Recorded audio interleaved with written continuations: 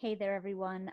This is Kelly Schaefer, the creator of the Concierge Academy, where we are the #1 online business resource for those building concierge and personal assistance businesses.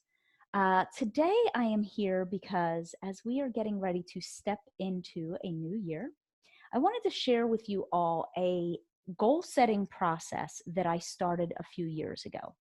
When I first started my business, everything that I set my goals that year were all based on money and new clients, money and new clients. And as someone who allows and loves a lot of fun into her life, as well as just wanting to be a greater light and impact in the world, I realized that setting goals in that way were not serving me.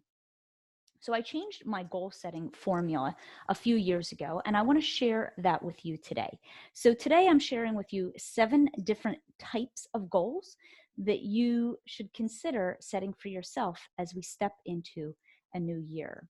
Now, I know this is a little bit fuzzy, but I'm just going to read it out for you as I do this. Okay. The first one, and these are not in any necessary order. You can mix them up and play with them however serves you best. But we're going to start here. So the first one is money. So, of course, a money goal that you want to create for yourself. And I always suggest that you set a money goal based on projections, based on prior year of experience and what you've learned and achieved in the past year. And then the second thing to consider when you're setting a money goal is the level of commitment that you can attribute and add to reaching this money goal in the new year. Because so many times I see people create these money goals, but yet they're not actually aligning the level of commitment that they are ready, willing, or able to give to achieving that money goal. And it sets people up for failure. And it's just that you just didn't know how to choose a goal that was in better alignment with the level of commitment that you're willing to give it this year. The second goal that I set every year is a growth goal, whether it's a growth in reach, a growth in clients, a growth in team, or a growth in profit margins. A lot of people start businesses and they just keep getting on the wheel and keep going, and they forget the fact that there are these things called profit margins. And one of the greatest ways to make more money in your business year after year is actually increasing your profit margin. So what might that look like for you? So growth could be reach, team, profit margin, or any other growth factor that you can think of. The third type of goal that I like to set is a life or lifestyle goal. Here's the thing, friends. We got into business because, one, we probably hated the jobs that we were in. They were probably soul sucking. Many of us left jobs that felt soul sucking. But we stepped into creating a business and ended up happening by happenstances. We created a business, but in reality, we just created another job for ourselves that we wake up and have to go to every day. The only difference this time is you are your own boss. But why did we start our own businesses? We started our own businesses so that we could do more, be more, have more, contribute more, share more, live more. I know those are the reasons why I wanted to start my own business. And those things eluded me for the first couple years because nobody taught me this. And that's why it's so important that I want to share that with you. So set a life or lifestyle goal for yourself for this year. So perhaps it's not working on weekends, or perhaps it's going to the gym, or perhaps it's going on a specific family vacation that you've been dreaming of going on for years, like it was for our family. We had dreamed for years of going to Alaska. This past year, we went to Alaska. A couple years ago, we had dreamed about going to Disney and staying in Disney, and we finally did that. But these things don't typically come to fruition unless you carve out the time and the plan, and even just the idea that it's something that you desire enough that you can attract it into your life. The fourth goal that I recommend is a community impact or contribution goal. What might that look like for you? And I was just sharing with some other friends of mine. And for us, for example, in my business Task Complete, we do a community service project every year. That is part of my impact goal. It's how I help impact the community.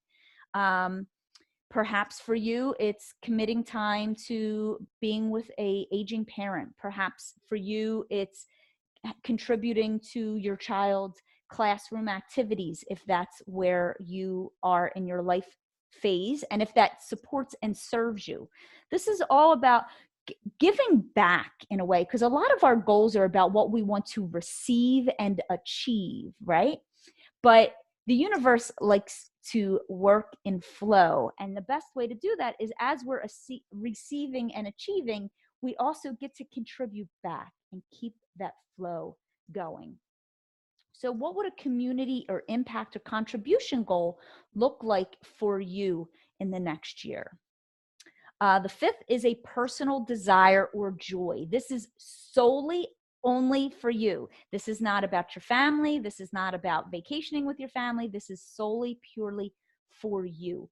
What is something that you want to do for you this year? It could be as simple as taking Sundays off and completely vegging out and not being on electronics and reading and taking a hot bath. I mean, whatever that might be for you that will bring you great joy this year.